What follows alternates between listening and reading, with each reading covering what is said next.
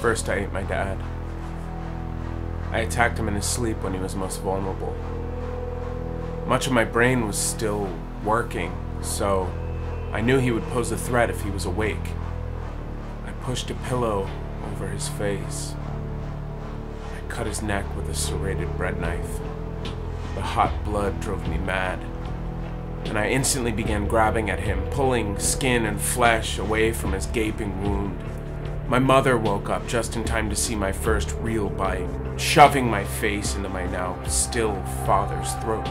She screamed her last scream as I grabbed her top and bottom jaw with my bloody hands, and I jerked her left and right over and over until she stopped moving, until she was still.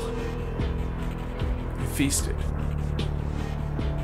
In one sitting, I ate my father's neck and chest, leaving nothing but clearly picked bones, surrounded by skin and muscle, like an explosion had happened. With a full belly, I curled up in the blood-soaked sheets of my parents' bed and rested. I knew what I was doing, and I saw everything. I knew that they were my parents. I knew that they were afraid. I knew they loved me and that I loved them. But the parasite, the little thing in my brain that had killed me the night before and had taken over my motor skills and left me helpless to do anything to stop it. I couldn't even close my eyes unless it wanted me to. I just had to watch. I didn't sleep.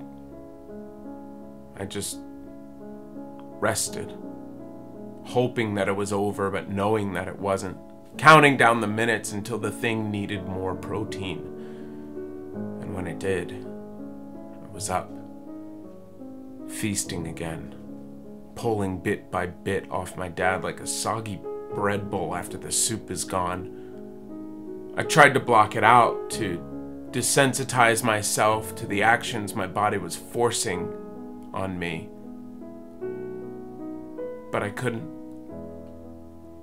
No matter how hard I tried, I couldn't block out the images of my parents' cold, dead faces. And what's worse is I knew they were still there. At least at first, drifting in the world of perfect colors. Like me, they must quickly be adjusting to see the new world around them, to see the brilliant shadow of my body eating theirs, which made what I was doing even more difficult to stomach. I wished for death, prayed for death, but it would not come. While I rested, I daydreamed of SWAT teams coming in and sniping me in the head with their laser-guided rifles. But they never came. And again, worse than ever was knowing that there was an afterworld. That even through death, I would have a consciousness. And I would remember every single detail of this for all of eternity. Before my third feast, I vomited. No blood, no flesh came out, just a hard black ball covered in mucus. The waste for what the parasite no longer needed to keep my body running. This process went on for what felt like forever. Eating, resting, puking, until eventually I'd picked my father's bones clean, even up to his face. Lastly, I smashed in my father's skull with the butt of the knife, and I ate his brain. And now he was nothing more than a damaged skeleton. After resting and purging, I moved on to my mother. But about a week had gone by and she was beginning to turn. The parasite did not like this.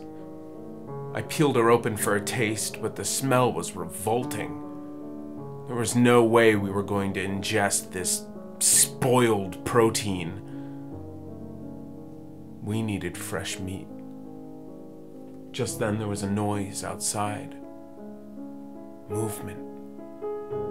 For the first time in a week, there was something going on. Something happening. Something alive. Now was our chance to strike. I bolted for the front door, throwing it wide, and stepped out into the open air, ready for my meal.